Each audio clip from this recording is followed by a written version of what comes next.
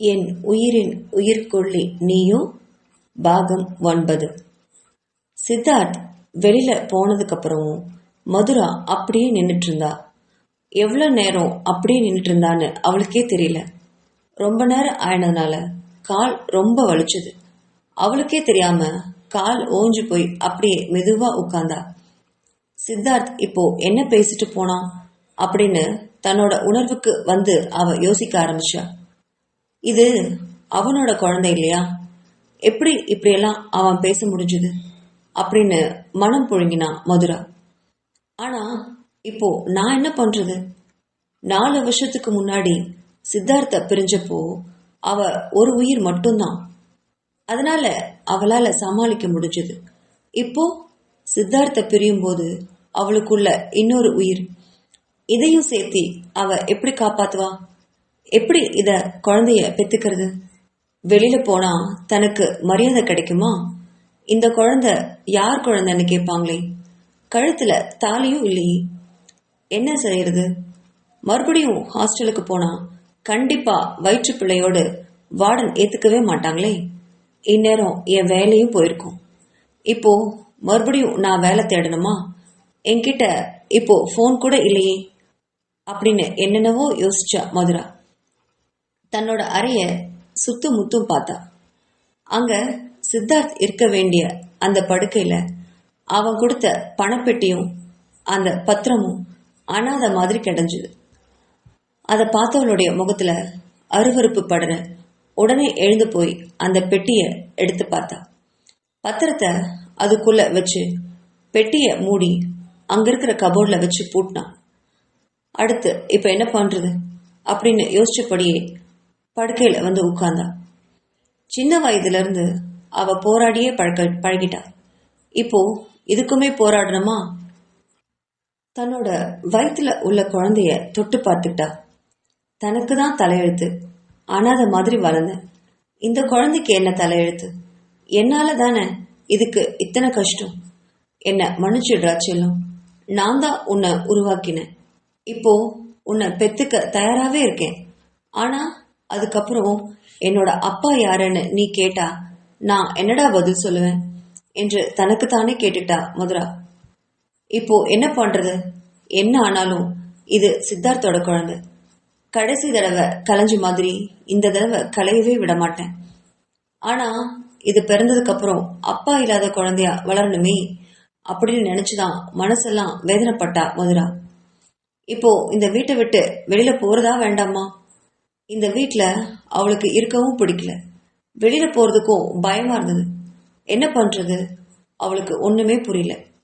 அப்படியே தரையில உட்கார்ந்தபடி காலை கட்டிட்டு முழங்கால தலைய பதிச்சுக்கிட்டு ரொம்ப நேரம் அப்படியே இருந்தா மதுரா. சரோஜாவுக்கு கொஞ்சம் சந்தேகம் வந்திருந்தது. சித்தார்த் மருத்துவமனையிலிருந்து வந்த கொஞ்ச நேரத்திலேயே சென்னை கிளம்பி போனதும் அவளுக்கு சந்தேகம் ஊர்ஜிதமே ஆயிடுச்சு. கொஞ்ச நேரம் மதுராவை எதிர்பார்த்து காத்துட்டு இருந்தவ அவ வெளியில வராமையே போகவும் நேரா மதுராவோட அறைக்கு போய் அவளோட அரைக்கதவை தட்டினா. எந்த பதிலுமே வராதனால மெதுவா அரைக்கதவை திறந்துட்டு உள்ள போய் பார்த்தா. அங்க அந்த அப்பாவி பொண்ணு தலைய முழங்கால பதிச்சு காலை கட்டிக்கிட்டு அப்படியே உட்கார்ந்துட்டு இருந்தா வயிற்றுல பிள்ளையோட. இப்படி உட்கார்ந்து இருந்ததை பார்த்து மனம் பரிதவிச்சு போச்சு சரோஜாவுக்கு. பாவி பொண்ணு இப்படி பண்ணிட்டாலே. அன்னைக்கே போயிருக்கணும் இல்லையா சித்தார்த் சொன்னும் போதே. இப்படி சித்தார்த் பழி வாங்குவான்னு நான் கூட எதிர்பார்க்கலையே. இவங்களுக்குள்ள அப்படி என்னதான் பிரச்சனையோ. நான் அன்னைக்கே பேசி தீர்த்துக்க சொன்னேன். அதுவும் 2 பேரும் கேட்கல போல இருக்கு அப்படின்னு நினைச்சபடி மெதுவா அவ பக்கத்துல போய் உட்கார்ந்து அவ முதுக தடவி கொடுத்தா. அந்த தடவல்ல அவ என்ன உணர்ந்தாலும் மதுரா மெல்ல நிமிர்ந்து பார்த்தவ சரோஜாவை பார்த்ததும் அக்கா அப்படின்னு கண்கள்ல கண்ணீரோட சரோஜாவை கட்டி பிடிச்சு மடியில படுத்து ரொம்ப நேரம் அழுதா. அவ அழறத பார்த்த சரோஜா ஒண்ணுமே பேசாம அவ தலையையும் முதுகையும் கோதி விட்டபடி அமைதியா இருந்தா. ரொம்ப நேரம் அழுத மதுரா கண்கள்ல எல்லாம் கண்ணீர் இல்லாம வத்தி போக கடைசியில கேவலோட வந்து நின்னா. சரோஜா அவ முதுக கோதினபடி என்னாச்சு மதுராமா? உங்களுக்கும் சித்தார்த்துக்கும் அப்படி என்னதான் பிரச்சனை அப்படின்னு மெதுவா கேட்டா. மதுரா இருந்த நிலைமையில இந்த ஆறுதல் தேவைப்பட்டதுனால அவ கடந்த கால 4 ஆண்டுகளாக தனக்குள்ள இருந்த பிரச்சனை எல்லாமே சொல்லி முடிச்சா. கடைசியா சித்தார்த் பேசினதையும் சொன்னான். முழுவதுமா பொறுமையா கேட்ட சரோஜா அவ முதுக தடை விட்டபடி, போதும் மதுராமா, வயிற்று பிள்ளையோட இப்படி விக்கி விக்கி எல்லாம் அழவே கூடாது. இவ்வளவு அழுகைக்கு இப்பெல்லாம் அவசியமே இல்லையே. இப்போ என்ன ஆயிடுச்சு மதுமா? சித்தார்த் தம்பி இப்போ உங்ககிட்ட சண்டை போட்டுட்டு உங்களை விட்டு பிரிஞ்சு போயிட்டாரு, அவ்வளவுதானே? நல்லா யோசிச்சு பாருங்க. போறவரு உங்களை இந்த வீட்டை விட்டு போக சொல்லலையே. அவர் உங்களுக்காக எல்லா வசதியும் செஞ்சு கொடுத்துட்டு தானே போயிருக்காரு. அவர் நினைச்சிருந்தா அவரே உங்களை இந்த வீட்டை விட்டு வெளியில அனுப்பியிருக்க முடியுமா இல்லையா? ஆனா அவர் அப்படி செய்யலையே. என்னையே உங்களுக்கு பக்க பலமா வச்சுட்டு தானே போயிருக்காரு. தோட்டக்காரங்க இருக்காங்க, சமையல்காரங்க இருக்காங்க, இவ்வளோ பெரிய வீடு இருக்கு, செலவுக்கு பணம் கொடுத்திருக்காரு. மருத்துவ வசதிக்கும் கண்டிப்பா சித்தார்த் தம்பி ஏதாவது ஏற்பாடு செஞ்சிருப்பாரு. இத்தனை பாதுகாப்பையும் உங்களுக்கு கொடுத்துட்டு தானே போயிருக்காரு. உங்களை அவரை வெறுக்கல மதுராமா.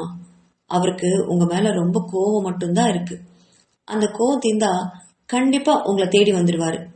நல்லா யோசிச்சு பாருங்களேன். உங்க வயிற்றுல அவரோட குழந்தை இருக்கு மதுராமா. அது எப்படி அவ்வளோ சீக்கிரம் அப்படியே உங்களை விட்டுட்டு போயிடுவாரு? அப்படியெல்லாம் சித்தார்த் தம்பி போகவே மாட்டார். நீங்க அழாம நான் சொல்றத கேட்டுட்டு நான் கொடுக்கறத சாப்பிட்டுட்டு குழந்தைய நல்லா பார்த்துக்கோங்க. இப்போதைக்கு அதை மட்டும் செய்யுங்க. கடவுளை நல்லா கும்பிட்டுக்கோங்க. கண்டிப்பா சித்தார்த் தம்பி உங்களை தேடி சீக்கிரமா வந்துடுவாரு. இப்படியே அழுதுட்டு இருந்தா குழந்தைக்கு ஏதாவது ஆயிடும் மதுராமா. இந்த குழந்தைக்காக தானே நீங்க இவ்வளோ கஷ்டப்பட்டீங்க. கடவுளே உங்களுக்கு அந்த குழந்தைய கொடுத்துருக்காரு. அந்த குழந்தைய நல்லா பார்த்துக்கோங்க. காலம் சித்தார்த்தோட மனசை கண்டிப்பா மாத்தும் அப்படின்னு ஆறுதலா சொன்னா சரோஜா. அவ சொல்றத பொறுமையா கேட்ட மதுரா மனசுக்குள்ள ஒரு தைரியம் வந்ததை உணர்ந்தா. அவளுடைய கேவல் கொஞ்சம் நிக்க ஆரம்பிச்சது. கொஞ்ச நேரம் கழிச்சு தன்னோட கண்களை தொடச்சபடி எழுந்து உட்கார்ந்தா மதுரா. சரோஜாவை பார்த்து, நீங்க சொல்றது சரிதான் சரோஜாக்கா. இனிமே இந்த குழந்தைதான் என்னோட எதிர்காலம். இப்போதைக்கு இந்த வீட்டை விட்டு நான் போகவே மாட்டேன். இந்த குழந்தை நல்லபடியா பிறக்கட்டும். அதுக்குள்ள சித்தார்த்தோட மனசு மாறுதான்னு நான் பாக்குறேன். அப்படி இல்லைன்னா பின்னாடி இந்த குழந்தைய தூக்கிட்டு நான் கண்டிப்பா இந்த வீட்டை விட்டு போயிடுவேன். நான் படிச்ச படிப்புக்கு கண்டிப்பா ஏதாவது ஒரு வேலை கிடைக்கும். என் குழந்தைக்கு நான் நல்ல ஒரு எதிர்காலத்தை அமைச்சு கொடுப்பேன். இந்த குழந்தைக்கு என்னோட நிலைமையும் புரிய வைப்பேன். அவனும் கண்டிப்பா புரிஞ்சுப்பான் அப்படின்னு கண்கள்ல கண்ணீரோட சின்ன குழந்தை மாதிரி பேசினா மதுரா. சரோஜாவுக்கு மனசெல்லாம் பதறி போச்சு. சரிதான் மதுராம்மா, போய் கண்களை தொடச்சிட்டு முகம் கழுவிட்டு வாங்க. நான் டைனிங் டேபிள்ல உங்களுக்கு சாப்பாடு எடுத்து வச்சிருக்கேன், முதல்ல சாப்பிடுங்க அப்படின்னு சொன்னா சரோஜா. சரி சரோஜாக்கா அப்படின்னு சொல்லி பாத்ரூம்குள்ள கை கால் முகம் எல்லாம் கழுவிட்டு வந்தா. டைனிங் டேபிள்ல சரோஜா உணவு பரிமாற அதை எடுத்து சாப்பிட ஆரம்பிச்சா. ஒரு வாய் வைக்கும் போதே வாந்தி வரும் போல தோன்றவும் பல்ல கடிச்சிட்டு அதை விழுங்கிட்டு மேல மேல சாப்பிட்டா. அதை பார்த்த சரோஜா, வைத்தியக்கார புள்ள அப்படின்னு மனசுல செல்லமா திட்டினபடி அவளுக்கு ஒரு ஜூஸையும் அடிச்சிட்டு வந்து கொடுத்தா. சென்னைக்கு போன சித்தார்த் நேரா தன்னோட அண்ணோட வீட்டுக்கு போனான். கௌதம் அப்பதான் அலுவலகத்துல இருந்து வந்திருந்தான். இரவு 8 மணி ஆச்சு சித்தார்த் வந்து சேர்றதுக்கு. சித்தார்த் வந்ததை அறிஞ்சவன் சித்தார்த்தை அழைச்சுக்கிட்டு அவனோட அலுவலக அறைக்கு போய் உட்கார்ந்தான். அவனையும் உட்கார வச்சான். என்னடா கௌதம், என்ன சென்னைக்கு வந்தா உடனே வந்து பார்க்க சொன்னியே, என்ன விஷயம் அப்படின்னு கேட்டான் சித்தார்த். கௌதம் ஒரு வினாடி அமைதியா இருந்தவன் மதுரா இப்போ எப்படி இருக்கா அப்படின்னு கேட்டான். மதுரா பெயரை கேட்டதும் சித்தார்த்துக்கு கொஞ்சம் குற்ற உணர்வு வர, நல்லாதான் இருக்கான் அப்படின்னு மொட்டையா சொன்னான். அந்த குழந்தை அது நல்லா இருக்கா அப்படின்னு கேட்டான் கௌதம். எந்த குழந்தை அப்படின்னு ஒரு வினாடி யோசிச்ச சித்தார்த், ஓ, அவன் மருத்துவ வசதியோட மதுராவின் வயிற்றில் இருந்த அந்த குழந்தைய பத்தி கேட்கிறான் போல இருக்கு அப்படின்னு நினைச்சபடியே மெதுவா மண்டையை மட்டும் ஆட்டி நல்லா இருக்கு அப்படின்னு சொன்னான். ஆனா சித்தார்த்துக்கு மட்டும்தான் தெரியும் அந்த குழந்தை கலைஞ்சதும் மறுபடியும் ஒரு குழந்தை உருவாயிருக்கிறதும். மறுபடியும் கௌதம் கேட்டான், அந்த குழந்தைக்கு இப்போ ஒரு 3 மாசம் ஆயிருக்கும் இல்லையா? மருத்துவ செக்கப்புக்கெல்லாம் கரெக்டா கூட்டிட்டு போறியா அந்த பொண்ண அப்படின்னு கேட்டான் கௌதம். அதை கேட்ட சித்தார்த் அதுக்கு மேலையும் உண்மையை மறைக்க பிடிக்காம டேபிள் மேல இருந்த பேப்பர் வெயிட்ட ஒட்டிட்டே, அந்த குழந்தை கலைஞ்சிடுச்சு, இது வேற குழந்தை என்றான். அதை கேட்டு கௌதம் அதிர்ந்தே போனான். என்னடா சொல்ற, இது வேற குழந்தையா, அது எப்படி அப்படின்னு கேட்டான் கௌதம். தன்னோட அண்ணனோட விழிகளை ஒரு நிமிஷம் உற்று பார்த்தவன் அதுக்கப்புறம் தலையை குனிஞ்சுக்கிட்டான். கௌதமுக்கு நல்லா புரிஞ்சுது. ஓ, அதனால தான் இவன் 1 மாச கணக்கு கேட்டிருக்கான் போல இருக்கு அப்படின்னு நினைச்சபடி, சித்தார்த், நீ பண்றதெல்லாம் ரொம்ப பெரிய பாவம், பாவம்டா அந்த பொண்ணு, ஏண்டா இப்படியெல்லாம் பண்ற அப்படின்னு ஆதங்கத்தோட கேட்டான். அப்போ அலுவலக அறையை தட்டிக்கிட்டு பவித்ரா உள்ள வந்து நின்னான். டியூஷன் முடிஞ்சு இப்பதான் வந்திருக்கா, சித்தப்பா அப்படின்னு கூப்பிட்டபடி அவனை கட்டிட்டா. பவித்ராவை அணைச்சபடி, பவி, உன்னோட ஸ்கூல் எல்லாம் எப்படி போகுது, நல்லா படிக்கிறியா அப்படின்னு கேட்டான். நான் நல்லா தான் படிக்கிறேன் சித்தப்பா, அந்த மதுரா இல்ல, அவ வேலைக்கே வர்றதில்ல, வேலையை விட்டுட்டு போயிட்டா போல இருக்கு அப்படின்னு சொன்னவ எங்க போயிருப்பான்னு தெரியல சித்தப்பா, ஒருவேளை யார் கூடயோ ஓடி போயிட்டாலோ என்னவோ அப்படின்னு அசால்ட்டா பேசினா பவித்ரா. அதை கேட்ட கௌதம், பவி, இது உன் வேலையே இல்ல, நீ போய் படிக்கிற வேலை பாரு அப்படின்னு எரிஞ்சு விழுந்தான். அதை கேட்ட பவித்ரா, இப்ப ஏன்பா என்ன உங்களுக்கு திட்டுறீங்க, இப்போ என்ன சொல்லிட்டேன் உங்களுக்கு இவ்வளவு கோவம் வருது, என் சித்தப்பாவை ஏமாத்திட்டு ஓடி போனவ தானே அவ, அன்னைக்கும் ஓடி போனா இன்னைக்கும் ஓடி போயிட்டா, அவளுக்கு ஓடி போறது என்ன புதுசா, ஸ்கூல்ல எல்லாரும் என்ன பேசிக்கிறாங்க தெரியுமா சித்தப்பா, திடீர்னு ஸ்கூலை விட்டு மது எங்கேயோ ஓடி போயிட்டா, எவன் கூடயோ போனாலோ என்னவோ அப்படின்னு பேசிக்கிறாங்க, ஒரு டீச்சரா இருந்துட்டு ஸ்கூல்ல ஒரு நோட்டீஸ் கூட கொடுக்காம இப்படியா திடீர்னு எவன் கூடயோ ஓடி போவாங்க அப்படின்னு கேட்டா பவித்ரா. அதை கேட்ட சித்தார்த்துக்குமே சுருன்னு வலிச்சுது. அவன் ஒண்ணு ஓடி போகல பவித்ரா அப்படின்னு அவசரமா சொன்னவன் தன்னோட உதடுகளை அழுந்த கடிச்சபடி வார்த்தைகளை நிறுத்திக்கிட்டான். அவனை கூர்மையா பார்த்தபடி இருந்த பவித்ரா, என்ன சித்தப்பா, பழைய காதல் உங்களுக்கு பொங்குதா, அவளை சொன்னா உங்களுக்கே இவ்வளவு கோவம் வருது, அந்த மது வேண்டாம் சித்தப்பா, சரியான அசிங்கம் பிடிச்சுவ அப்படின்னு வார்த்தைகளை கொடூரமா பேசினா பவித்ரா. அதை கேட்ட சித்தார்த் பொறுமை இழந்த குரல்ல, பவி அப்படின்னு ஆத்திரத்தோட எழுந்து நின்னான். அதுக்கு முன்னாடி தன்னோட சித்தப்பா கோவத்தை பார்க்காதவ இன்னைக்கு பார்த்ததும் திரு திருன்னு விழிச்சுப்படி நின்னா பவித்ரா. அதை பார்த்த சித்தார்த்துக்கும் கௌதமுக்குமே ஒரு மாதிரி ஆயிடுச்சு. செல்லம்மா வளர்ந்த பொண்ணு இல்லையா அப்படின்னு தன்னை நிதானப்படுத்திக்கிட்டான் சித்தார்த். என்ன சித்தப்பா, நீங்க அவளுக்கு சப்போர்ட் பண்ணி என்ன திட்டுறீங்களா அப்படின்னு அழுதபடி கேட்டார். பவித்ரா அழுதத தாங்க முடியாத சித்தார்த் அவளை அணைச்சுக்கிட்டு, இல்லடா, யார பத்தியும் நம்ம தெரியாம தப்பா பேசக்கூடாது இல்லையா, அதனாலதான் நான் சொன்னேன், நீ எதையும் தப்பா எடுத்துக்காத சரியா, நான் உன்னோட ரூம்ல உனக்கு தேவையான பொருள் எல்லாம் வாங்கிட்டு வந்து வச்சிருக்கேன், நீ போய் அதெல்லாம் என்னன்னு பிரிச்சு பாக்குறியா, நீ கேட்ட வாட்சு, அப்புறம் நிறைய சுடிதாரு, அப்புறம் லேப்டாப் கேட்டி, அதுவும் புதுசா வாங்கி வச்சிருக்கேன், போய் என்னன்னு பார்த்துட்டு அப்புறமா போய் தூங்கு, நான் நாளைக்கு பேசுறேன் உன்கிட்ட அப்படின்னு சொல்லி பவித்ராவை சமாதானம் பண்ணி அனுப்பி வச்சான் சித்தார்த். அவ போனதும் ஓஞ்சு போய் நாற்காலியில உட்கார்ந்தான் சித்தார்த். அதை பார்த்த கௌதம், இப்ப தெரிஞ்சுக்கிட்டியா சித்தார்த், அந்த பொண்ணு மேல நீ எவ்வளவு சாக்கடைய தூக்கி வீசிருக்கேன்னு, இவ மட்டும் இல்ல, அந்த ஸ்கூல்ல இருக்கிறவங்க எல்லாருமே மதுராவை தப்பாதான் பேசிட்டு இருக்காங்க, ஸ்கூல் மட்டும் இல்ல, அவ தங்கின ஹாஸ்டல்ல கூட அவளை ரொம்ப கேவலமா பேசுறாங்க, முக்கியமா மதுராவோட நெருங்கிய தோழி அந்த ராஷ்மிகா, அந்த பொண்ணு கூட மதுராவை தப்பாதான் நினைச்சிட்டு இருக்கு, என்கிட்டயே சொல்லாம ஓடி போயிட்டா அப்படின்னு சொல்லுது அந்த பொண்ணு, யோசிச்சு பாரு நீ எவ்வளவு பெரிய தப்பெல்லாம் அந்த பொண்ணுக்கு நீ பண்ணிருக்கேன்னு அப்படின்னு சொல்லி நிறுத்தினான் கௌதம். ஆனாலும் சித்தார்த்தோட மனசு அசையவே இல்லை. அவ மட்டும் 4 வருஷத்துக்கு முன்னாடி எனக்கு துரோகம் பண்ணிட்டு போனாலே அப்படின்னு பேச்ச மாத்தினான் அவன். அதை கேட்ட கௌதம், சித்தார்த், உனக்கு இன்னொரு விஷயம் தெரியுமா, சங்கரி 1 மாசத்துக்கு முன்னாடி நம்ம ஆபீஸ்க்கு வந்து என்கிட்ட பேசிட்டு போனா, அது தெரியுமா உனக்கு அப்படின்னு கேட்டான் கௌதம். சித்தார்த் புரியாம பார்க்கவும் அன்னைக்கு நடந்த விஷயத்த சொன்னான் கௌதம். விழி விரிச்சு அதை கேட்டவன், அப்போ சங்கரி அந்த அந்த வீட்டுக்கு அவ போயிருப்பாளா அப்படின்னு கேட்டான் சித்தார்த். அத என்கிட்ட கேட்டா எனக்கு எப்படி தெரியும், அந்த வீட்டுல நீ யாரையாவது வேலைக்காரங்களை வச்சிருப்பல்ல, அவங்கள கூப்பிட்டு கேளு, இல்ல உனக்கும் தைரியம் இருந்தா அந்த சங்கருக்கே போன் பண்ணி கேட்டு பாரு என்றான். சரோஜாவுக்கு கூப்பிட்டு அதை கேட்க சித்தார்த்துக்கு மனசில்ல. நேரா சங்கருக்கே போன் அடிச்சான். கௌதம் அதை பார்த்துக்கிட்டே இருந்தான். சங்கருக்கு போன் அடிச்சதுல கடைசி ரிங்கில போனை எடுத்தவ, ஹலோ சித்தார்த், நான் இங்க என்னோட ஃப்ரெண்ட்ஸோட ரொம்ப பிஸியா இருக்கேன், என்ன விஷயம்னு சீக்கிரம் சொல்லுங்க, இல்ல போனை வச்சிடுங்க அப்படின்னு கடுப்போட சொன்னா சங்கரி. அதை கேட்ட சித்தார்த், ஏன் இப்போ உன்கிட்ட பணம் நிறைய இருக்கா, அடுத்த தடவை பணம் வேண்டாமா அப்படின்னு நக்கலோட கேட்டான். அந்த பணம் அப்படிங்கிற வார்த்தையை கேட்டதும் சங்கரி பொறுமையா பேச ஆரம்பிச்சா.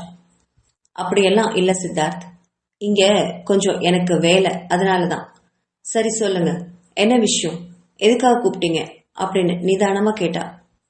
நீ மதுராவை அந்த வீட்டுக்கு போய் பாத்தியா அப்படின்னு நேரடியாவே கேட்டான் சித்தார்த்.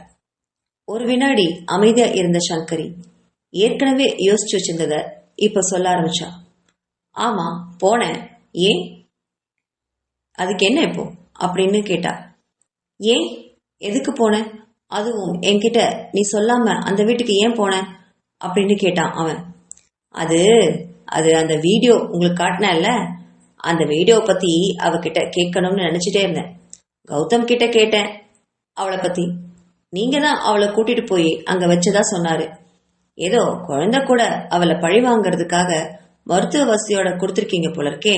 அவளுக்கு நல்லா வேணும் சித்தார்த், நீங்க பண்ணதுதான் சரி. கழுதைக்கு அதுதான் தண்டனை. அத அவகிட்ட சொல்லி எச்சரிச்சுட்டு போலான்னு தான் போனேன். மதுரா ஏற்காட்டு வீட்டுல இருக்கிறதா கௌதம் தான் சொன்னாரு, அட்ரஸும் அவர் தான் கொடுத்தாரு. அதனால அங்க போய் அந்த வீடியோவை பத்தி கேட்டேன். அவளும் ஆமா தெரியாம பண்ணிட்டேன்னு சொன்னான். சரிதான்னு சொல்லி அவளை நாலு ஒரு திட்டிட்டு வந்தேன் அப்படின்னு வாய்க்குசாம புழுகினா சங்கரி. அதை கேட்ட சித்தார்த்துக்கு அவ மேல நம்பிக்கையே இல்லை. அவ ஏதோ பொய் சொல்றது மாதிரி தோணுச்சு. சரி சரி, நீ போனை வச்சுடு, நான் அப்புறமா கூப்பிடுறேன் அப்படின்னு போனை அணைச்சான். அதை கேட்ட கௌதம், சங்கரி பொய் சொல்றா சித்தார்த், கண்டிப்பா அவ ஏதோ அங்க போய் பண்ணிட்டு வந்திருக்கா, என்னன்னு தான் தெரியல. சங்கரி விஷயத்துல நீ ரொம்ப ஜாக்கிரதையா இருக்கணும். நமக்குள்ளேயே அவ இத்தனை விளையாட்டுகளை விளையாடுறவ, கண்டிப்பா 4 வருஷத்துக்கு முன்னாடியும் அவ ஏதாவது பண்ணிருப்பா. கொஞ்சம் விசாரிச்சு பாருடா. உன்னோட மூளையெல்லாம் பிசினஸ்லயே காமிக்கிறியல்ல, அந்த மதுராவோட விஷயத்துல கொஞ்சம் காட்டேன் பிளீஸ். கொஞ்சம் யோசிச்சு பாரு, அன்னைக்கு என்ன நடந்ததுன்னு. ஏதாவது பண்ணி யாரையாவது பார்த்து விசாரி. உனக்கு நான் சொல்ல வேண்டிய அவசியமே இல்லை சித்தார்த், நீ ரொம்ப புத்திசாலி என்னை விடவும். அப்படி இருக்கும்போது மதுரா விஷயத்துல மட்டும் ஏண்டா இப்படி பிடிவாதமா இருக்க? அவ கெட்டவளாவே ஏன் பாக்குற? நல்லவளா நினைச்சு ஒரு தடவை யோசிச்சு பார்க்க கூடாதா அப்படின்னு வருத்தமான குரல்ல சொன்னான் கௌதம். அதை கேட்ட சித்தார்த்துக்கு மனசு ஏதோ கலங்க. சரிதான் கௌதம், நான் என்னன்னு பார்த்து சொல்றேன் அப்படின்னு சொல்லிட்டு தனது வீட்டுக்கு காரை எடுத்துட்டு போனான். போனவன் ஒண்ணுமே சாப்பிடாம குளிச்சுட்டு தன்னோட அறையில உட்கார்ந்தான். மதுராவை பத்தி யோசிச்சுட்டே இருந்தான். இப்போ மது என்ன பண்ணிட்டு இருப்பா, ஏதாவது சாப்பிட்டாலோ என்னவோ, எவ்வளவு கடுமையா பேசிட்டு வந்தேன் அப்படிங்கிற குற்ற உணர்வுல மனம் புழுங்கினான் சித்தார்த். அந்த குழந்தைய அவ பாதுகாப்பா வச்சிருப்பாளா, இல்ல தாமல இருக்கிற கோவத்துல கழிச்சிருப்பாளோ அப்படின்னு யோசிச்சுட்டே இருந்தான். சரோஜாவுக்கு அழைச்சு மதுராவை பத்தி கேட்கலாமா அப்படின்னு கூட யோசிச்சான். ஆனா மணியை பார்த்தான். மணி 11 அப்படின்னு காட்டவும் சரி சரி வேண்டாம் அப்படின்னு நினைச்சபடி பேசாம தூங்கினான். அதுவும் தான் இப்போ சரோஜா கிட்ட மதுரா பத்தி கேட்டா சரோஜா கண்டிப்பா மதுரா கிட்ட தான் விசாரிச்சதை பத்தி சொல்லுவா. அப்போ அவளுக்கு தான் இன்னும் அவளையே நினைச்சிட்டு ஏங்கிட்டு இருக்கிறதா நினைச்சிருப்பா. அதெல்லாம் வேண்டாம், எதுக்கு, சரோஜாவுக்கெல்லாம் இனிமே போனே பண்ணக்கூடாது அப்படின்னு முடிவெடுத்துட்டு கண்களை இறுக மூடி தூங்க ஆரம்பிச்சான். இங்க இப்படி போக அங்க மஞ்சரியோட காதலோ ஊஞ்சலாடிட்டு இருந்தது. மஞ்சரி இரவு முழுவதும் அழுதுகிட்டே இருந்தா.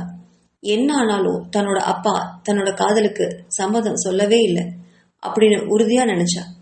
மஞ்சரிக்கு சங்கருக்கு போன் பண்ணி அழுதும் பார்த்துட்டா. ஆனா அவன் விடாப்பிடியா திடீர்னு கல்யாணமே செஞ்சுக்க மாட்டேன்னு ரொம்ப கண்டிப்போட பேசுறான். இப்போ என்ன பண்றதுன்னு அவளுக்கு யோசிச்சுட்டே இருந்தா. கொஞ்ச நேரம் கழிச்சு ஏதோ ஒரு முடிவுக்கு வந்தவ அமைதியா தூங்க ஆரம்பிச்சா. விடிய காலையில நேரத்திலே எந்திரிச்சு மஞ்சரி நேரா மெடிக்கல் ஷாப்புக்கு போய் எலி மருந்தை வாங்கிட்டு நேரா சங்கரையே பார்க்க அவனுடைய வீட்டுக்கே போனான். அதிகாலையிலேயே இப்படி தன்னோட வீட்டுக்கு வந்து நிப்பான்னு எதிர்பார்க்காத சங்கர், என்னடி விஷயம் என்று கேட்டான். காலின்பல் சத்தத்தை கேட்டு சங்கரோட அம்மாவும் அப்பாவும் ஹாலுக்கு வர, யாருடா இந்த பொண்ணு அப்படிங்கிற மாதிரி சங்கரை பார்த்து கேட்டாங்க. அவங்களுக்கு அவன் எந்த பதிலும் சொல்லல. நீ இங்க இந்த நேரத்துல என்ன பண்ற அப்படின்னு எரிஞ்சு விழுந்தான்.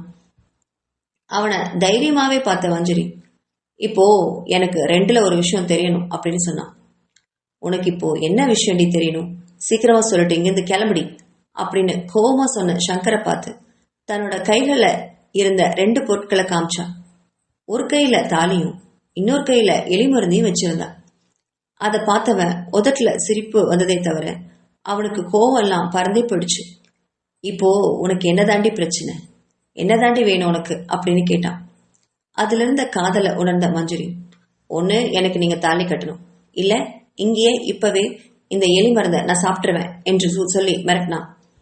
அதை கேட்ட சங்கரோட பெத்தவங்க, ஐயோ என்னடா இந்த பொண்ணு இப்படியெல்லாம் பேசுது அப்படின்னு கூவிட்டே சங்கர் பக்கத்துல வந்தாங்க.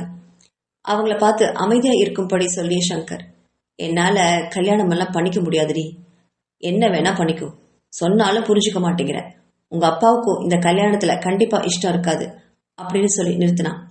ஏன், எங்க அப்பாவை பத்தி உங்களுக்கு என்ன தெரியும், என் அப்பாவை நீங்க இதுக்கு முன்னாடி பார்த்திருக்கீங்களா, நமக்கு கல்யாணம் ஆனா எங்க அப்பாவோட கோபம் எல்லாம் சுத்தமா போயிடும், கண்டிப்பா நம்மள ஏத்துப்பாரு அப்படின்னு சொல்லி நிறுத்தினா மஞ்சரி. ஆனா சங்கருக்கு நல்லா தெரியும் அவருடைய அப்பா ஒத்துக்கவே மாட்டாருன்னு. ஏன்னா 2 நாளைக்கு முன்னாடிதான் மஞ்சரியோட அப்பா அழைச்சதா சொல்லி ஒருத்தன் வந்து சொல்ல, அவங்களுடைய அலுவலகத்திற்கே மஞ்சரியோட அப்பாவை பார்க்க போயிருந்தான் சங்கர். அப்போ மஞ்சரியோட அப்பா பிரபாகரன் தன் மகளை பிரிஞ்சுற மாதிரி அதிகாரமாகவும் கட்டளையாகவும் கேட்டாரு.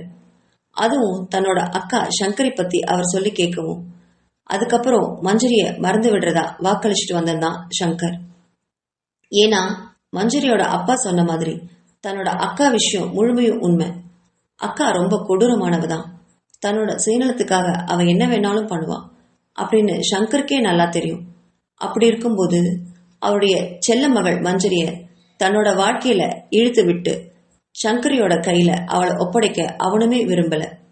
அதனால பிரபாகரன் கேட்டுக்கொண்டபடி மஞ்சரிய மறந்துடுறதா சொல்லி வாக்களிச்சுட்டு வந்திருந்தான்.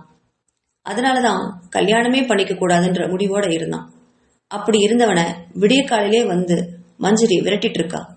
இப்போ இவளை என்ன பண்றது அப்படின்னு விழிச்சபடி நின்றுட்டு இருந்தான் சங்கர். இதையெல்லாம் இப்ப சொன்னா மஞ்சரி புரிஞ்சுக்கவும் மாட்டான். இப்போ என்ன பண்றது அப்படின்னு யோசிச்சபடியே மஞ்சரியே பார்த்துட்டு நின்றுட்டு இருந்தான். அவனுக்கு மஞ்சரி எலி மருந்தையெல்லாம் சாப்பிடுவாங்கிற நம்பிக்கையெல்லாம் கிடையவே கிடையாது. அதனால அவ அப்படி என்னதான் செய்ய போறா அப்படின்னு பார்க்கலாமே அப்படின்னு கைகளை கட்டினபடி அவளையே பார்த்து சிரிச்சபடி நின்றுட்டு இருந்தான் சங்கர். அந்த புன்னகையில மஞ்சரி என்னத்தை கண்டாலும் அவன் தனக்கு தாலி கட்ட போவதே இல்லை அப்படிங்கிற உணர்ந்த மஞ்சரி தாலிய அவன் கையில கொடுத்துட்டு எலி மருந்த கண் சிமிட்டுற நேரத்துல அந்த மூடிய திறந்து வாயில ஊத்த போனான். அதை கண்ட சங்கர் மனம் பதற ஓடி வந்து அந்த பாட்டில தட்டி விட்டான். லூசு லூசு, என்னை ஏண்டி இப்படி சாவடிக்கிற, உங்க அப்பா என்னடானா அங்க என்ன கூப்பிட்டு மிரட்டுறாரு, நீ என்னடானா இங்க வந்து என்ன மிரட்டுற, ஆளாளுக்கு என்ன பந்து மாதிரி வச்சு விளையாடுறீங்களா, 2 பேரையும் கொன்னுடுவேன் அப்படின்னு பல்ல கடிச்சுபடி சொன்னான் சங்கர். அவன் சொன்னதையெல்லாம் கேட்ட மஞ்சரிக்கு நல்லா புரிஞ்சு போச்சு, தன்னோட தந்தை தான் இதுக்கெல்லாம் காரணம்னு. ஓடி வந்து அவனை கட்டிக்கிட்டான். சங்கர், எனக்கு யாருமே வேண்டாம், அப்பா வேண்டாம், அம்மா வேண்டாம், யாரும் வேண்டாம், எனக்கு நீங்க மட்டும் போதும், பிளீஸ் எனக்கு இப்பவே இந்த தாலியை கட்டுங்கன்னு வற்புறுத்தினான். அருகில் இருந்த சங்கரோட அம்மா செண்பகம், என்னம்மா இது சின்ன புள்ள மாதிரி இப்படி வந்து தாலி கட்டுங்கன்னு திடீர்னு சொல்ற, தாலி கட்டுறதெல்லாம் சாதாரணமான விஷயமா, பெரியவங்களா பார்த்து செய்ய வேண்டிய விஷயம், இதெல்லாம் இப்ப செய்ய முடியாது, நீ முதல்ல வீட்டுக்கு கிளம்பு அப்படின்னு கண்டிப்போட சொன்னா செண்பகம். அவளை தலை நிமிர்ந்து பார்த்த மஞ்சரி, நீங்க உங்க வேலை பாருங்க அத்தை, நான் என்னோட புருஷன் கிட்ட பேசிட்டு இருக்கேன் அப்படின்னு கர்வத்தோட சொன்னா மஞ்சரி. என்னது உன்னோட புருஷனா அப்படின்னு திருப்பி கேட்டா செண்பகம். ஆமா, ஏன் புருஷன் தான், உங்களை பத்தி எனக்கு நல்லாவே தெரியும், கொஞ்சம் விட்டா நீங்க 2 பேருமே எங்களை பிரிச்சிருவீங்க, உங்க பொண்ணு கூட சேர்ந்து அந்த மதுராவோட வாழ்க்கைய நாசம் பண்ணவங்க தானே நீங்க எல்லாம், என்கிட்ட பேசுறதுக்கெல்லாம் உங்களுக்கு தகுதியே இல்லைன்னு முகத்துல அடிச்ச மாதிரி சொன்னா மஞ்சரி. அதை கேட்ட சங்கர், மஞ்சரி நீ ரொம்ப வாய் பேசுற, வாயை மூடிட்டு பேசாம நில்லு அப்படின்னு சொன்னான். நான் ஏன் வாயை மூடிட்டு இருக்கணும்? ஒண்ணு எனக்கு கல்யாணம் பண்ணிக்கோங்க இப்பவே, இல்ல வாங்க நம்ம 2 பேரும் சேர்ந்து வீட்டை விட்டு ஓடி போயிடலாம் அப்படின்னு சொன்னா மஞ்சரி. இதை கேட்ட சங்கரோட அப்பா மனசுக்குள்ள சிரிச்சுக்கிட்டாரு. இந்த வீட்டுக்கு ஏத்த பொண்ணுதான் போல இருக்கு அப்படின்னு நினைச்சபடி அவங்களுக்குள்ள நடக்கக்கூடிய நாடகத்தை வேடிக்கை பார்த்துட்டே நின்று இருந்தாரு. செண்பகம் தன்னோட கணவரை பார்த்து அவர்கிட்ட வந்து, என்னங்க பார்த்துட்டு சிரிச்சு நிக்கிறீங்க, போங்க போய் என்னன்னு கேளுங்க என்றாள். அதை கேட்ட சங்கரோட அப்பா, நீ பேசாம வாயை மூடி நில்லடி, அங்க என்ன நடக்குதுன்னு வேடிக்கை மட்டும் பாரு அப்படின்னு சொன்னாரு. தன்னோட கணவனோட பேச்சுல விழி விரிச்சு நின்னா செண்பகம். சங்கர் மஞ்சரி கிட்ட, நீ திரும்ப வீட்டுக்கு போ மஞ்சரி, இப்படியெல்லாம் திடீர்னு வந்து தாலியை கட்டுன்னு சொன்னா அப்படியெல்லாம் கட்ட முடியுமா? அப்படியெல்லாம் வந்து நிக்காத, இதெல்லாம் ரொம்ப தப்பு. உங்க அப்பாவுக்கு தெரிஞ்சா என்ன ஆகும் தெரியுமோ இல்லையோ, பேசாம கிளம்பு அப்படின்னு எவ்வளவு முறை சொல்லியும் மஞ்சரி அந்த விட்டு விட்டு நகரவே இல்லை. இங்க பாரு சங்கர், எனக்கு இப்பவே நீங்க தாலி கட்டணும். அப்படி இல்லை என்னை வீட்டுல கொண்டு வந்து நீங்களே விட்டாலோ இல்ல என்னை வீட்டுக்கு போக சொல்லி வற்புறுத்தினாலும் நான் போற வழியிலே ஏதாவது பண்ணிக்குவேன் அப்படின்னு பிடிவாதமா நின்னான். அவளுடைய பிடிவாதத்தை கண்ட சங்கருக்கு என்ன பண்றேன்னு தெரியல. இப்போ நான் என்ன தாண்டி பண்ணணும் அப்படின்னு கேட்டான். அவ கையில இருந்த தாலிய அவனுடைய முன்னாடி நீட்டி, இப்போ இந்த தாலியை என் கழுத்துல கட்டுங்க அப்படின்னு சொன்னான். முடியாதுன்னு சொன்னா என்ன பண்ணுவ அப்படின்னு திருப்பி கேட்டான் சங்கர். நீங்க எவ்வளவு தடவை சொன்னாலும் என்னோட ஒரே பதில் இதுதான். இப்போ எனக்கு இந்த தாலி நீங்க கட்ட போறீங்களா, இல்ல நான் சாகிறத நீங்க பார்க்க போறீங்களா அப்படின்னு மிரட்டிட்டு நின்று இருந்தா. இப்போ நான் தாலி கட்டிட்டா நீ இந்த வீட்டை விட்டு போயிடுவியா அப்படின்னு கேட்டான் சங்கர். அது எப்படி போவேன்? தாலி கட்டிட்டா நான் இங்கதான் இருப்பேன். நீங்க என்னோட புருஷன், நான் உங்க பொண்டாட்டி. நான் இங்க இல்லாம வேற எங்க போக முடியும் அப்படின்னு திருப்பி கேட்டா மஞ்சரி. அப்போ உங்க அப்பா வந்து போலீஸ்ல கம்ப்ளைண்ட் பண்ணா என்னடி பண்ணுவ என்று கேட்டான் சங்கர். நான் மேஜர், என் இஷ்டப்படி நான் யார வேணாலும் கல்யாணம் பண்ணிக்க முடியும், அதை யாரும் தடுக்க முடியாது அப்படின்னு பிடிவாதமா சொன்னான். அவளை சமாளிக்கவே முடியாம என்ன பண்றதுன்னு விழிச்சிட்டு நின்று இருந்தான் சங்கர். அத ஒரு நிமிஷம் சங்கரை வேடிக்கை பார்த்தே நின்ன மஞ்சரி அவன் கைகளை பிடிச்சு அழைச்சிக்கிட்டு போய் செண்பகத்துக்கு முன்னாடி வந்து நின்னான். உங்களோட பூஜை அறை எங்க இருக்கு அப்படின்னு கேட்டா அதிகாரமா. செண்பகம் தன்னையும் அறியாமல் இடது பக்கம் கையை காட்டவும் அந்த பூஜை அறைக்கு சங்கரை அழைச்சிட்டு போய் நின்னான். கையில இருக்கும் தாலிய அவன்கிட்ட கொடுத்து, இப்போ நீங்க கட்ட போறீங்களா இல்லையா அப்படின்னு கேட்டா. அந்த குரல்ல இருந்த உரிமையை கண்ட சங்கர் கொஞ்சம் கூட யோசிக்காம தாலியை வாங்கி அவ கழுத்துல கட்டி விட்டான். மஞ்சரிக்கு ஆனந்தத்துல கண்கள்ல கண்ணீரே வந்துச்சு. சங்கர் அப்படின்னு அழைச்சபடி தாலிய ஆசையோட வாங்கினவன் அவனுடைய மார்புல சாஞ்சுக்கிட்டா. மஞ்சரியோட கழுத்துல தாலியை கட்டினத பார்த்த சங்கரோட அம்மா செண்பகம், என்னடா இப்படி பண்ணிட்ட அப்படின்னு மனம் பதற ஓடி வந்தா. அதை கண்ட மஞ்சரி, இப்போ என்ன ஆயிடுச்சுன்னு இப்படி கத்துறீங்க? உங்க பையனுக்கு கல்யாணம் ஆயிடுச்சுன்னு சந்தோஷப்படுங்க, எங்க 2 பேரையும் ஆசீர்வாதம் பண்ணுங்க அத்தை. மாமா இப்படி வாங்க, வந்து நில்லுங்க, அத்தை கிட்ட நில்லுங்க, நாங்க காலில் விழறோம் அப்படின்னு சொல்லியபடி சங்கரை இழுத்து கொண்டு போய் அவர்களின் காலில் விழுந்தாள் மஞ்சரி. அதை கண்ட சங்கரோட அப்பாவுக்கு ரொம்ப சந்தோஷம். 2 பேரும் சந்தோஷமா இருங்க அப்படின்னு வாழ்த்திட்டு தன்னோட அறைக்கு போனாரு. ஆனா செண்பகமோ, ஐயோ ஐயோ ஐயோ, என் பையனை எங்கிருந்து வந்து இப்படி எல்லாம் மயக்கிட்டாலே அப்படின்னு கத்த ஆரம்பிச்சா. என் பையனை மயக்கி இப்படி கல்யாணம் பண்ணிட்டியே, நீ எல்லாம் நல்லா இருப்பியா அப்படின்னு கேட்டா. அத்தை, இப்பதானே எங்களுக்கு கல்யாணம் ஆயிருக்கு, அதுக்குள்ள ஏன் இந்த மாதிரி எல்லாம் பேசுறீங்க? வயசுல பெரியவங்க, நீங்க போய் இப்படி எல்லாம் பேசலாமா? இப்படி பேசி பேசிதான் உங்க பொண்ணுங்க கெடுத்து வச்சிருக்கீங்க. முதல்ல போய் உங்களுக்கு பிரஷர் சுகர் ஏதாவது இருக்கான்னு செக் பண்ணணும். இப்படி ஐயோ ஐயோன்னு கத்திட்டு இருக்கிறத பார்த்தா உங்களுக்கு நிறைய பிரஷர் இருக்கும் போல இருக்கு அப்படின்னு சொன்னபடி சங்கரை பார்த்து, உங்க அறை எங்க இருக்கு அத்தான் என்று கேட்டாள் ஆசையாக மஞ்சரி. அவள் தன்னோட அம்மா கிட்ட பேசும் முறையை கேட்ட சங்கர் அவளை முறைச்சபடியே, என்னோட அறை மேல இருக்கு என்றான். நீ போ, நான் வந்துடுறேன் அப்படின்னு சொல்லி பல்லை கடித்து அவளை அனுப்பி வைத்தான். அவ போனதும் தன்னோட அம்மா கிட்ட திரும்பின சங்கர், அம்மா, நடந்தது நடந்து போச்சு, எனக்கு அவளை ரொம்ப பிடிச்சிருக்கு, இப்போ வேற வழியே இல்லாம நான் அவளை கல்யாணம் பண்ணிட்டேன். இனி அவ இந்த வீட்டு மருமக, அவளுக்கு கொடுக்க வேண்டிய மரியாதைய நீங்களும் கொஞ்சம் கொடுங்க. நானும் அவகிட்ட பேசுறேன். இந்த வீட்டுல வீணா சண்டை சச்சரவெல்லாம் வேண்டாம், எனக்கு அது சுத்தமா பிடிக்கல அப்படின்னு சொன்னவன் நிற்காமல் தன்னோட அறையை நோக்கி போனான். அதை கேட்ட செண்பகம் தலையில இடி விழுந்த மாதிரி நின்னான். வந்த ஒரே நாள்ல என் பையனை எப்படி மயக்கி வச்சிருக்காளே அப்படின்னு நினைச்சவ உடனே தன்னோட அலைபேசி எடுத்து தன்னோட மகளுக்கும் சித்தார்த்தோடைய அம்மா அப்பாவுக்கும் கௌதமுக்கும் அழைச்சு இங்க நடந்த எல்லா விஷயத்தையும் பகிர்ந்துகிட்டா. சங்கரோட விஷயத்த கேள்விப்பட்ட சங்கரி ரொம்பவுமே கோவமடைஞ்சா. அவனுக்கு எவ்வளவு திமிர் இருந்தா நம்ம வீட்லயே வச்சு இப்படி கல்யாணம் பண்ணிருப்பான். அவனுக்கு நீதான் செல்லம் கொடுத்து கொடுத்து கெடுத்து வச்சிருக்க அப்படின்னு திட்டினா சங்கரி. நீ போன வை, நான் இன்னொரு 2 நாள்ல வந்துருவேன், அவன்கிட்ட நான் பேசிக்கிறேன் அப்படின்னு சொன்னான். அவன் கூட்டிட்டு வந்த அந்த பொண்ணு பேர் என்ன, மஞ்சரியா, அவளுக்கு நான் வந்து வச்சிருக்கேன் கச்சேரி அப்படின்னு சொன்னபடி போனை வச்சா சங்கரி. சங்கரி விஷயத்தை கேள்விப்பட்ட அந்த சித்தார்த்தோடைய அம்மா அப்பாவுக்கும் ஒரு பக்கம் சந்தோஷம் இருந்தாலும் மறுபக்கம் மனசு வேதனை அடைஞ்சது. ஏன் இந்த பிள்ளை இப்படி பண்ணிடுச்சு அப்படின்னு தனக்குள்ள பேசிக்கிட்டாங்க. கௌதமுக்கும் ரொம்ப சந்தோஷம்தான். எப்படியோ சங்கரிய அடக்கி பேச அப்படின்னு ஒரு ஆள் வீட்டுக்கு வந்தது நினைச்சு அவன் சந்தோஷம்தான் பட்டான். மனசு நிம்மதியாதான் இருந்தது. இதை கேள்விப்பட்ட சித்தார்த் கூட சங்கர் எப்படியோ தான் விருப்பப்பட்ட பொண்ண துணிஞ்சு நின்னு கல்யாணம் பண்ணிருக்கான். அது வரைக்கும் சந்தோஷம்தான். தன்னை போல பயந்து வாழ்க்கைய சிக்கல்ல மாட்டிக்கல. எப்படியோ நல்லா இருந்தா சரிதான் அப்படின்னு நினைச்சவன் தன்னோட அலுவலக வேலைகள்ல இறங்கினான் சித்தார்த். தன்னோட வீட்டுல மகளை காணாம பருத்தவிச்சு போன லக்ஷ்மி தன்னோட கணவரை உடனே எழுப்பினா. காலையில பிரபாகரன் எழுந்து தன்னோட மகளுக்கு அலைபேசியில தொடர்பு கொண்டாரு. ஆனா பக்கத்துல இருந்த லக்ஷ்மியும் போனை அவ இங்கேயே வச்சுட்டு போயிட்டாங்க, அவ எங்க போனானதான் தெரியல அப்படின்னு சொன்னான். பிரபாகரனுக்கு சந்தேகம் தெளிவாயிடுச்சு. தன்னோட மகள் சங்கரை நாடித்தான் போயிருப்பா அப்படின்னு. உடனே அவரு சங்கருக்கு அலைபேசியில தொடர்பு கொண்டாரு.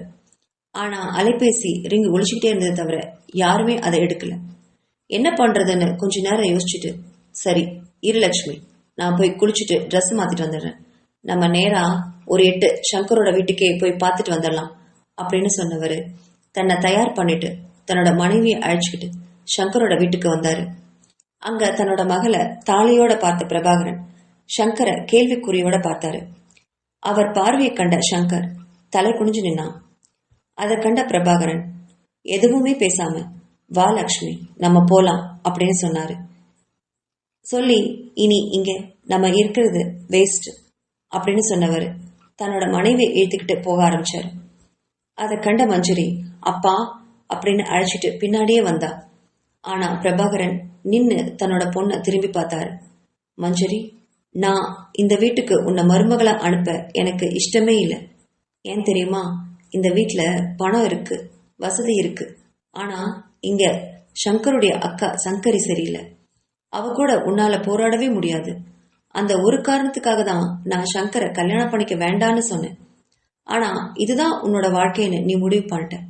இனி சங்கரியோட போராடி ஜெயிக்கிறது இனி உன்னோட தலையெழுத்து. உன்னோட வாழ்க்கைய நீ காப்பாத்திக்கோ, அவ்வளவுதான். அதுக்காக உன்னை அப்படியே விட்டுற மாட்டேன். என்னோட பொண்ணுக்கு என்ன சீர் செய்யணுமோ அத்தனை சீரும் உன்னை தேடி வந்து சேரும். என்னை பொறுத்த வரைக்கும் நீ நல்லா இருக்கணும்னு நினைக்கிறேன், அவ்வளவுதான். எனக்கு எப்போ கோபம் தீருதோ அப்போ நானே உன்னை தேடி வந்துடுவேன். அது வரைக்கும் நம்ம வீட்டு பக்கம் நீ வந்துடாத அப்படின்னு சொன்னவரு மஞ்சரியோட தலையில கைய வச்சு ஆசீர்வாதம் செஞ்சபடி அங்கிருந்து தன்னோட மனைவியை கூட்டிட்டு போனாரு பிரபாகரன். அவங்க போனதும் சங்கருக்கு பக்கத்துல வந்து நின்னா சங்கரி. அவளை தோள் தொட்டு சமாதானம் செஞ்சுவேன் அவங்களோட அறைக்கு அழைச்சிட்டு போனா மஞ்சரிய. அவளுடைய கைகளை பிடிச்சபடி அவளை படுக்கையில உட்கார வச்சுவேன். அவளுடைய முதுக தடவி சமாதானம் செஞ்சான். மஞ்சரி அழுதுகிட்டே இருந்தா. இப்ப அழுது என்ன பிரயோஜனம்? நான் தான் தாலி கட்டும் போதே சொன்னனே வேண்டாம் வேண்டான்னு. நீதான் பிடிவாதமா இருந்து இந்த தாலியை வாங்கினேன். இப்போ அழுதா என்ன பிரயோஜனம் சொல்ல பார்க்கலாம்? பேசாம கொஞ்ச நேரம் தூங்கி ரெஸ்ட் எடு. உங்க அப்பாவுக்கு கோவம் தீந்தா கண்டிப்பா அவரே வந்து நம்மளை கூட்டிட்டு போவாருன்னு சொன்னான். சரிதான் அப்படின்னு தூங்க முயற்சி செஞ்சா மஞ்சரி. அவளை தட்டி கொடுத்தபடி பக்கத்திலே உட்கார்ந்துருந்தான் சங்கர். கொஞ்ச நேரம் கழிச்சு அவளுடைய கோலத்தை பார்த்த சங்கர் கணவன் பார்வையோட அவளை நெருங்க ஆரம்பிச்சான். அவளுடைய நெற்றி, கண்ணம், உதடுன்னு மென்மையா முத்தமிட்டவன் அவனுடைய அடுத்த அடி எடுத்து வைக்கிறதுக்கு முன்னாடி அவனை தடுத்து நிறுத்தினா மஞ்சரி. என்ன அப்படிங்கிற மாதிரி பார்த்த சங்கருக்கு, நம்ம ஒன்னும் நல்ல விதத்துல கல்யாணம் பண்ணிக்கலையே, இப்போ இதெல்லாம் தேவையே இல்லை என்றார். அதுல கொஞ்சம் எரிச்சல் அடைந்த சங்கர், ஏண்டி நானா உன்னை இப்படி கல்யாணம் பண்ணிக்க சொல்லி கேட்டேன்? நீ தானடி வந்து தாலியை இப்படி வாங்கின, இப்ப என்னமோ ஓவரா பேசுற என்றான். ஆமா, உங்களை இழக்கக்கூடாதுன்னு தான் இந்த நினைச்சு இந்த தாலியை வாங்கினேன். இப்பதான் நான் உங்க பொண்டாட்டி ஆயிட்டேனே, அப்புறம் என்ன? கிணத்து தண்ணிய ஆறா கொண்டு போக முடியும்? பேசாம கொஞ்ச நேரம் காத்துருங்க, நான் இங்கதான் இருப்பேன், எங்கேயும் போக மாட்டேன். முதல்ல உங்க அக்கா வரட்டும், அந்த மதுரா பிரச்சனையெல்லாம் சரி பண்ணதுக்கு அப்புறமா நமக்குள்ள இதெல்லாம் வச்சுக்கலாம் அப்படின்னா. என்னது, மதுரா பிரச்சனையெல்லாம் தீரும் வரைக்குமா? சங்கரைய நீ என்னடி நினைச்ச? அவ உன் கண்ணுல விரல விட்டு ஆட்டிடுவா அப்படின்னு சொன்னான் சங்கர். அதையும் தான் பார்க்கலாமே, உங்க அக்கா என்ன பெரிய லம்பாடியா? வரட்டும், நானும் அவளை என்னன்னு பாக்குறேன் என்றாள் மஞ்சரி. சங்கர் இதை கேட்டு தலையில் கை வைத்துக் கொண்டான். ஏண்டி, இப்போ நீ என்ன எதுக்கு கல்யாணம் பண்ணிக்கிட்ட? என்ன காதலிச்சதுக்காகவா, இல்ல எங்க அக்கா கூட சண்டை போடவா என்று கேட்டான். ரெண்டுக்கும் சேர்த்துதான் உங்களை கல்யாணம் பண்ணிட்டேன். இப்ப எதுக்கு என்ன என்ன அதுக்கு? எனக்கு அந்த மதுராவோட பிரச்சனை என்ன ஆச்சுன்னு தெரியணும். பாவம், அவங்க எங்க இருக்காங்களோ என்ன பண்றாங்களோ. காதலிச்சவரை உயிரோட பறி கொடுக்கறதெல்லாம் எவ்வளவு பெரிய வலி தெரியுமா? அத நான் கிட்டத்தட்ட அனுபவிச்சிருக்கேன் என்றாள் மஞ்சரி.